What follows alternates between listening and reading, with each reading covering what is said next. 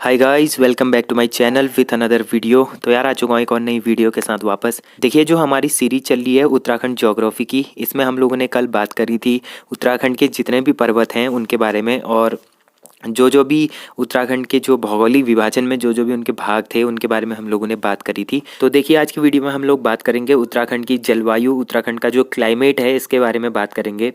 तो देखिए, उत्तराखंड का मौसम उष्ण कटिबंधीय है। ठीक है, पहले तो हम जानते हैं उत्तराखंड का मौसम कैसा है। तो उत्तराखंड का मौसम होता है उष्ण कटिबंधीय। उत्तराखंड के जो जलवायु है इसको 3 भागों में बांटा गया है। उत्तराखंड की जलवायु को कितने भागों में बांटा गया है? 3 भागों में। कौन कौन से भाग हैं उसको जान लेते हैं। पहला है हमारा ग्रीष्म ऋतु। पहला कौन सा है? ग्रीष्म ऋतु है।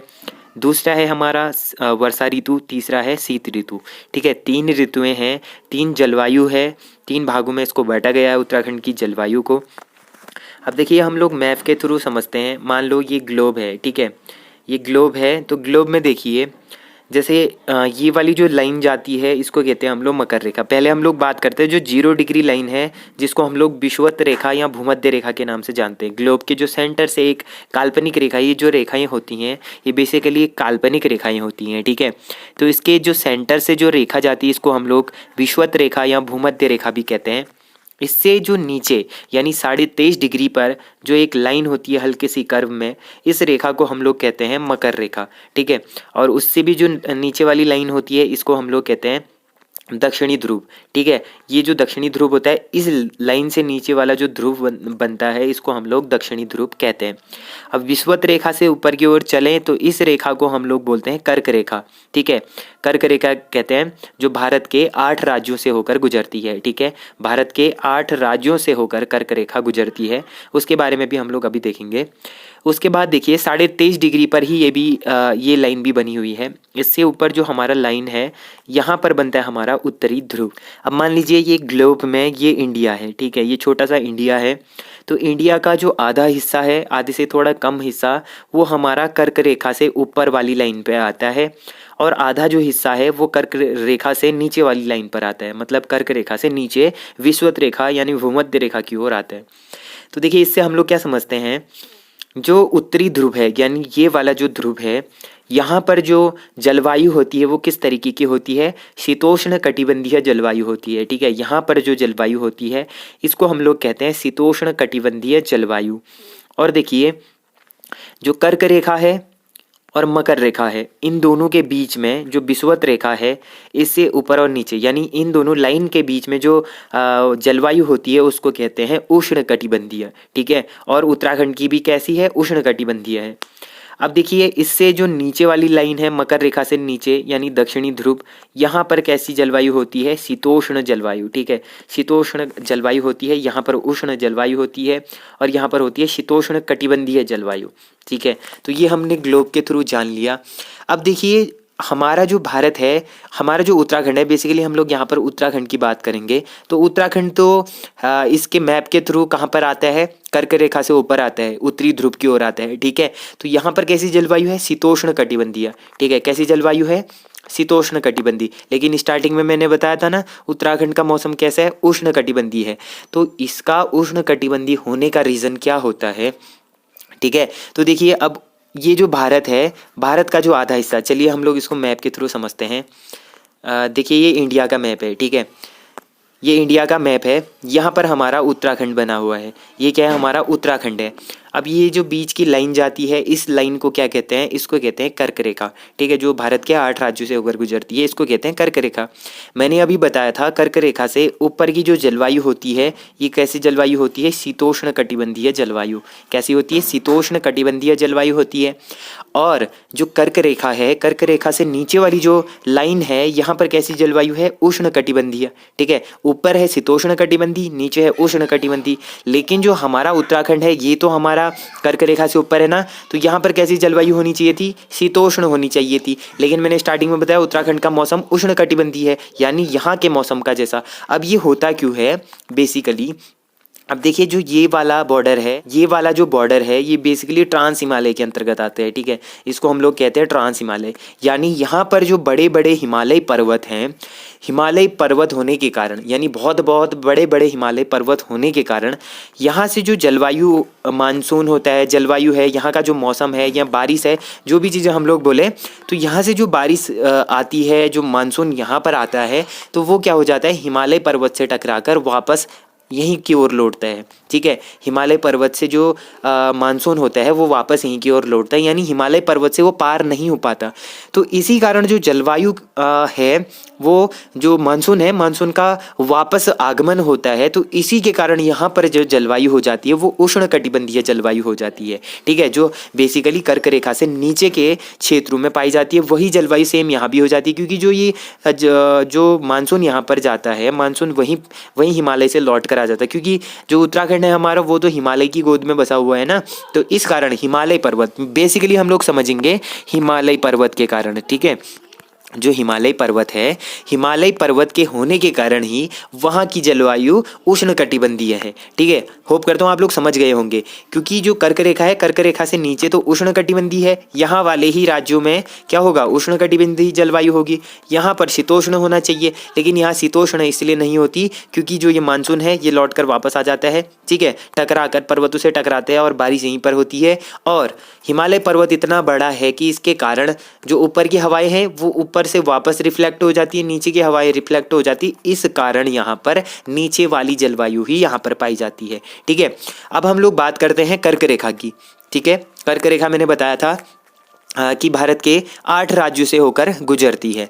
तो देखिए ये जो कर्क रेखा है, यानी ये कितनी डिग्री पर है, 23.5 डिग्री पर झुकी हुई है, यानी 23.5 डिग्री पर बनाई गई काल्पनिक रेखा है।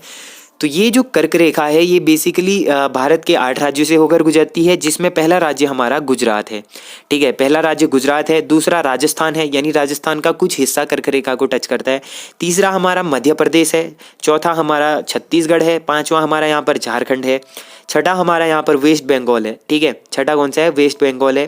सातवां हमारा त्रिपुरा है, आठवां हमारा यहाँ पर मिजोरम है। यानी 8 राज्य जो हैं ये कर्क रेखा से होकर गुजरता है, मतलब इन राज्यों से होकर कर्क रेखा गुजरती है, जो एक काल्पनिक रेखा बनाई गई है। तो हमने मैप के थ्रू जलवायु को समझ लिया कि जलवायु के कितने भाग हैं, किस तरीके की जलवायु होती है, ठीक है। बेसिकली उत्तराखंड में 3 जलवायु हैं, तो हमने ग्लोब के थ्रू उसको समझा। अब जो यहाँ पर जो जलवायु होती है उसको कितने भागों में बांटा है, 3 भागों में, ग्रीष्म ऋतु, वर्षा ऋतु, शीत ऋतु, यानी ऋतुएं हम लोग बोले तो 3 ऋतुएं यहाँ पर होती है। अब हम लोग एक एक करके सारी ऋतुओं को यहाँ पर देखते हैं। तो जो हमारा पहला ऋतु है इसको हम लोग कहते हैं ग्रीष्म ऋतु, ठीक है। पहला ऋतु कौन सा है, ग्रीष्म ऋतु। अब देखिए ग्रीष्म ऋतु होता क्या है, तो देखिए हम लोग देखते हैं ग्रीष्म ऋतु होता क्या है। भूमध्य रेखा से सूर्य जब कर्क रेखा की ओर बढ़ता है तो ग्रीष्म ऋतु की शुरुआत होती है। यहाँ पर मैंने बताया था ना ग्लोब में, जब क्या होता है भूमध्य रेखा से, यानी ये क्या है, भूमध्य रेखा है। कौन सी रेखा, ये वाली रेखा, ये वाली रेखा भूमध्य रेखा है। भूमध्य रेखा से सूर्य जब कर्क रेखा की ओर बढ़ता है, यानी इस रेखा से जब सूरज क्या होगा, कर्क रेखा की ओर बढ़ेगा, तो क्या हो जाएगा, ग्रीष्म ऋतु की शुरुआत होगी।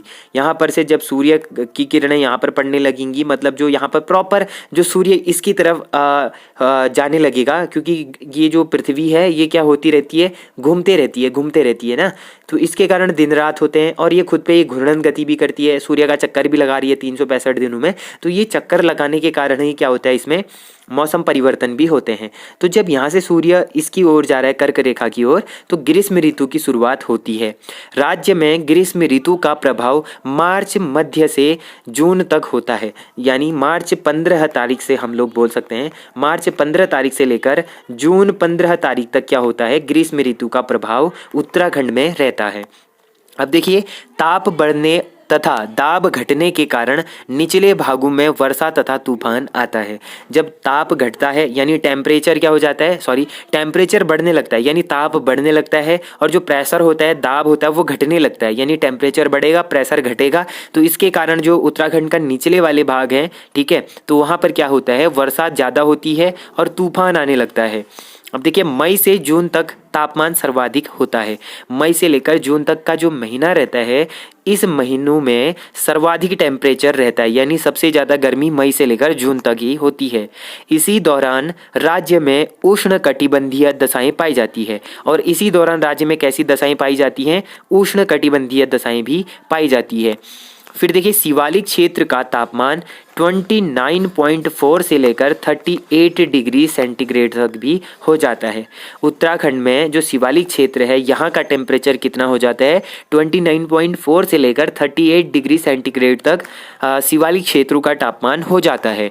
इसके दक्षिण तथा निचले घाटियों में तापमान 40 डिग्री तक पहुँच जाता है। ठीक है, जो इससे नीचे जो दक्षिण वाले क्षेत्र हैं, निचली जो घाटियां हैं, यहाँ पर जो टेम्परेचर है वो 40 डिग्री तक भी पहुँच जाता है। देहरादून में तापमान 30 से लेकर 35 तक अधिकतम रहता है, यानी जो वहाँ का जो टेम्परेचर है ये 30 से लेकर 35 डिग्री सेंटीग्रेड तक अधिकतम रहता है, यानी 35 अधिकतम रहता है, 30 से 35 के बीच में यहाँ पर एवरेज रहता है। नैनीताल का अधिकतम तापमान 24.7 डिग्री सेंटीग्रेड रहता है, यानी नैनीताल काफ़ी ज़्यादा ठंडा क्षेत्र है, ठंडा एक डिस्ट्रिक्ट है। तो यहाँ का जो हाईएस्ट टेम्परेचर है वो समथिंग 25 डिग्री के आसपास ही पहुँच पाता है, और जो न्यूनतम जाता है वो 8 डिग्री तक जाता है, यानी काफ़ी ज़्यादा ठंडा यहाँ पर होता है। हरिद्वार का जो टेम्परेचर है वो 38 डिग्री सेंटीग्रेड तक पहुँच जाता है, यानी 38 डिग्री, यानी काफ़ी ज़्यादा गर्म रहता है हरिद्वार में। ठीक है, तो ये थी हमारी ग्रीष्म ऋतु। अब हम अगली ऋतु की बात करें तो ये है हमारा वर्षा ऋतु। ठीक है, वर्षा ऋतु की बात करें तो इसकी जो अवधि होती है वो मध्य जून से लेकर अक्टूबर तक रहती है। ठीक है, जून का आधा महीना तो क्या जाता है? गर्मी में जाता है। आधा महीना हमारा वर्षा ऋतु यानी बारिश वाला मौसम स्टार्ट हो जाता है 15 जून के बाद। ठीक है, 15 जून से लेकर 15 अक्टूबर तक क्या रहता है? वर्षा ऋतु रहती है। ठीक है, 15 जून से लेकर 15 अक्टूबर तक वर्षा ऋतु रहती है। उत्तराखंड में मानसून दो प्रकार के होते हैं, एक तो होता है दक्षिणी पश्चिमी मानसून, दूसरा होता है बंगाल की खाड़ी मानसून। अब जो दक्षिणी पश्चिमी मानसून है ये गुजरात के तट से चलने वाला राज्य में 15 जून के आसपास प्रवेश करता है। ठीक है, अब जो दक्षिणी पश्चिमी मानसून है, ठीक है, अब देखिए पश्चिम वाला जो सबसे पश्चिमी क्षेत्र है वो कौन सा है? ये क्षेत्र है गुजरात का। ठीक है, ये जो क्षेत्र है ये गुजरात का है। तो गुजरात के तट से, यानी गुजरात क्या है? कोस्टल लाइन्स है, गुजरात की सबसे बड़ी कोस्टल लाइन्स है, ये समुद्री क्षेत्र है इसका काफ़ी ज़्यादा। तो यहाँ पर जो समुद्री क्षेत्रों से चलने वाली जो हवाएं हैं, यहाँ से जो मानसून आता है ये क्या करता है? उत्तराखंड तक पहुँचता है। ठीक है, उत्तराखंड में प्रवेश करता है। कब यहाँ पर प्रवेश करता है? 15 जून को। ठीक है, 15 जून के आसपास ये उत्तराखंड में प्रवेश करता है, गुजरात के तट से चलने वाला जो मानसून है इसी को हम लोग जानते हैं दक्षिणी पश्चिमी मानसून के तौर पर। ठीक है, ये 15 जून के आसपास उत्तराखंड में पहुंचता है। ये होता है हमारा दक्षिणी पश्चिमी मानसून। जो दूसरा मानसून है इसको हम लोग कहते हैं बंगाल की खाड़ी मानसून। ठीक है, बंगाल की खाड़ी मानसून क्या होता है? इस मानसून के कारण राज्य में अधिकतम वर्षा होती है। वार्षिक वर्षा औसतन 150 से लेकर 200 सेंटीमीटर तक होती है। अब देखिए, अब जो बंगाल की खाड़ी है, ये मान लीजिए ये भारत का मैप है। ठीक है, यहाँ पर श्रीलंका हो गया, ये भारत का मैप है। तो भारत के मैप में ये जो बांग्लादेश है, यहाँ पर बांग्लादेश हो गया, ये इंडिया हो गया। ठीक है, तो यहाँ पर जो बे ऑफ बंगाल है, ठीक है, बंगाल की खाड़ी है, बे ऑफ बंगाल, तो यहाँ पर से क्या होती है? मानसूनी हवाएं चलती है। मानसून के कारण यहाँ का जो मानसून आता है, यहाँ से ऐसे इस तरीके से यहाँ मानसून आता है काफ़ी तेज़ तेज़। तो यहाँ से जो हवाएं चलती है, मानसून जो आता है वो क्या करता है? उत्तराखंड में काफ़ी ज़्यादा भारी मात्रा में बारिश करता है। जो वार्षिक वर्षा होती है, जो औसतन जो यहाँ पर बारिश होती है वो 150 से लेकर 200 सेंटीमीटर तक भी हो जाती है। ठीक है, 150 से लेकर 200 सेंटीमीटर तक उत्तराखंड में बारिश हो जाती है। किसके कारण? बे ऑफ बंगाल के मानसून के कारण। ठीक है, जो बंगाल की खाड़ी मानसून है इसके कारण। फिर देखिए राज्य के प्रमुख क्षेत्रों में वार्षिक वर्षा कितनी होती है। अब जो राज्य के प्रमुख क्षेत्र हैं यहाँ पर वार्षिक वर्षा कितनी होती है ये हम लोग देखते हैं। तो देखिए, बृहद हिमालय के ऊपरी व उत्तरी क्षेत्रों में 40 से लेकर 80 सेंटीमीटर वार्षिक वर्षा होती है। ठीक है, जो वृहद हिमालय है और उससे ऊपरी जो क्षेत्र हैं वहाँ पर 40 से लेकर 80 सेंटीमीटर बारिश होती है, यहाँ पर कम बारिश होती है। फिर जो मध्य हिमालय क्षेत्र है और उसके ऊपर उत्तरी जो क्षेत्र है यहाँ पर 80 से लेकर 120 सेंटीमीटर बारिश होती है, यानी थोड़ी बहुत बारिश होती है। फिर दून, द्वार, काली बेसिन, मध्य हिमालय के दक्षिणी ढालों और नदी घाटियों में जो यहाँ पर का जो क्षेत्र है यानी धूंधवार वाला क्षेत्र काली बेसिन है, मध्य हिमालय का क्षेत्र है, दक्षिण ढालू का क्षेत्र है, नदी घाटियों वाला जो क्षेत्र है यहाँ पर 120 से लेकर 200 सेंटीमीटर वर्षा होती है, यानी काफ़ी ज़्यादा वर्षा होती है। फिर शिवालिक श्रेणी है, भाबर क्षेत्र है, तराई क्षेत्र है, ये जो 3 क्षेत्र है यहाँ पर 200 सेंटीमीटर से ज़्यादा बारिश होती है, 200 सेंटीमीटर से ज़्यादा बारिश होती है, यानी बहुत ज़्यादा यहाँ पर काफ़ी मात्रा में बारिश होती है, जिस कारण यहाँ पर बाढ़ भी आ जाता है। ठीक है, ज़्यादा बारिश होने के कारण क्या हो जाता है, यहाँ पर बाढ़ भी आ जाता है। इसके बाद देखिए राज्य में सर्वाधिक वर्षा कहाँ पर होती है, तो राज्य में सर्वाधिक वर्षा कहाँ पर होती है, नरेंद्र नगर टिहरी में होती है। यहाँ पर लगभग 318 सेंटीमीटर तक बारिश होती है। ठीक है, 318 सेंटीमीटर तक बारिश होती है नरेंद्र नगर टिहरी में। यहाँ का क्लाइमेट जो है ये काफ़ी अलग लेवल का है, क्योंकि इसकी हाइट देखिए 1080 मीटर ही है, काफ़ी कम हाइट पर ये स्थित है। कम हाइट पर होने के कारण भी यहाँ पर क्या है, काफ़ी ज़्यादा बारिश होती है नरेंद्र नगर टिहरी में, जहाँ पर 318 सेंटीमीटर तक बारिश होती है। ये तो था हमारे राज्य का नरेंद्र नगर टिहरी। अब हम लोग बात करें भारत में सर्वाधिक वर्षा कहाँ होती है, तो ये होती है मौसिनराम। ठीक है, मौसिनराम। मौसिनराम कहाँ है, मेघालय में स्थित है। मेघालय जो स्टेट पड़ता है मेघालय में स्थित है मौसिनराम। पहले होता था चेरापूंजी में। ठीक है, पहले कहाँ होती थी, चेरापूंजी में होती थी, जो मेघालय में ही स्थित है। मौसिनराम भी वही है, चेरापूंजी भी वही है। तो पहले यहाँ पर सर्वाधिक वर्षा होती थी, अभी के टाइम पर मौसिनराम में सर्वाधिक वर्षा होती है। और नंबर 2 में चेरापूंजी है, पहले में है मौसिनराम, दूसरे में है चेरापूंजी। यहाँ पर भारत की नहीं दुनिया की सबसे ज़्यादा बारिश यहीं पर होती है। ठीक है, और उत्तराखंड की होती है नरेंद्र नगर टिहरी में। राज्य में दक्षिण से उत्तर की ओर, पूरब से पश्चिम की ओर बढ़ने पर वर्षा की मात्रा घटती है। अगर हम लोग दक्षिण से उत्तर की ओर जाते हैं और पूरब से पश्चिम की ओर जाते हैं तो बारिश की मात्रा क्या होती है, घटने लगती है। ठीक है, यानी सबसे ज़्यादा जो बारिश होती है वो नीचे वाले भागों में, यानी दक्षिण वाले क्षेत्र में, और यहाँ पूरब वाले क्षेत्र में, यानी पिथौरागढ़ वाला, चमोली वाला क्षेत्र, और नीचे दक्षिण में उधम सिंह नैनीताल वाला क्षेत्र, यहाँ पर सबसे ज़्यादा बारिश होती है। अगर हम लोग ऊपर की ओर बढ़ेंगे तो बारिश की मात्रा क्या हो जाएगी, कम होने लगेगी। अगर हम लोग देहरादून की तरफ बढ़ते हैं, ठीक है, पिथौरागढ़ से देहरादून की तरफ, तो बारिश की मात्रा घटने लगती है। लेकिन ऊपर को जाती बारिश कम होती है, लेकिन टिहरी गढ़वाल नरेंद्र नगर टिहरी में तो काफ़ी ज़्यादा बारिश होती है, क्योंकि टिहरी तो बहुत ज़्यादा ऊपर है। ठीक है, नरेंद्र नगर कहाँ है, टिहरी में है। टिहरी कहाँ है, ऊपर वाला क्षेत्र है। अगर हम लोग इसको बोलें तो ये उत्तरी और पश्चिमी क्षेत्र है, उत्तरी पश्चिमी क्षेत्र है। तो यहाँ पर तो इस हिसाब से बारिश कम होनी चाहिए थी, लेकिन यहाँ पर नरेंद्र नगर में बहुत ज़्यादा बारिश होती है। इसका कारण ये है कि यहाँ का तो जो क्लाइमेट है वो थोड़ा सा डिफरेंट है।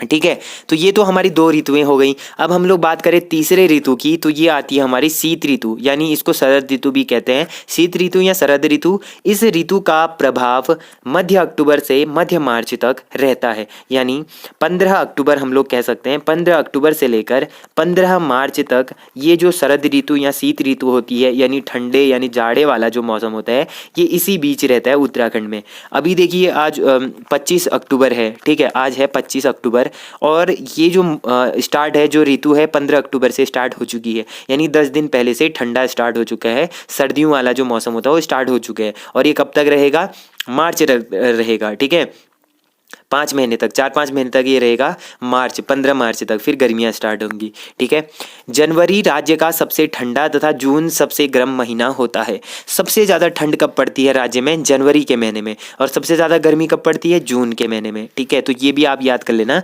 जनवरी राज्य का सबसे ठंडा और जून सबसे गर्म महीना होता है। 1550 मीटर से अधिक ऊंचाई वाले स्थानों में हिमपात होना शुरू हो जाते हैं। अगर हम लोग दिसंबर जनवरी वाले टाइम को देखें तो जो 1550 मीटर से ऊंचे जो स्थान हैं, ऊंचे वाले जो स्थान हैं, यहाँ पर हिमपात यानी स्नोफॉल होना स्टार्ट हो जाता है। ठीक है, यहाँ पर क्या होना स्टार्ट हो जाता है, स्नोफॉल होना स्टार्ट हो जाता है, बर्फबारी होना स्टार्ट हो जाता है। इस समय पौड़ी, टिहरी, अल्मोड़ा, देहरादून में सर्वाधिक वर्षा होती है। और इसी समय यानी जो शीत ऋतु चलती है अक्टूबर से मार्च के महीने तक, तो इस बीच में सबसे ज़्यादा जो बारिश होती है पौड़ी गढ़वाल, टिहरी गढ़वाल, अल्मोड़ा और देहरादून, इन 4 क्षेत्रों में सर्वाधिक वर्षा होती है। कितनी होती है, 12.5 सेंटीमीटर। ठीक है, वर्षा ऋतु से तो काफ़ी ज़्यादा कम है, लेकिन ठंडों के मौसम के हिसाब से काफ़ी ज़्यादा बारिश होती है, क्योंकि इससे ज़्यादा अगर बारिश आती है तो ठंडा भी उतना ही ज़्यादा बढ़ जाएगा। और बेसिकली बेसिकली हिमपात होना भी स्टार्ट होता है, तो जिसके कारण क्या हो जाता है, बहुत ज़्यादा ठंडा होता है, घर से बाहर निकलना भी मुश्किल हो जाता है। तो ये तो था गाइज आज का हमारा जो सेशन था, ये था उत्तराखंड की जलवायु, जिसमें हमने सारा कुछ क्लियर कर लिया है। इसके बाद जो अगला हमारा आता है उत्तराखंड नदी तंत्र, यानी उत्तराखंड का जो प्रवाह तंत्र है, यमुना तंत्र, गंगा तंत्र, काली शारदा तंत्र, ठीक है। तो इसमें हम लोग मैप के थ्रू अच्छे से सारी चीज़ों को हम लोग क्लियर करेंगे अगले सेशन में। आज के लिए इतना काफ़ी है। होप करता हूँ आप लोगों को ये वीडियो पसंद आई होगी। वीडियो पसंद आई, वीडियो को मेक श्योर लाइक ज़रूर करना। जो लोग चैनल पे नए हैं, चैनल को सब्सक्राइब जरूर करना। तो मिलते हैं ऐसे इंटरेस्टिंग और अमेजिंग वीडियो के साथ। तब तक के लिए अपना ध्यान रखिए, पढ़ाई करते रहिए। Take care and bye bye.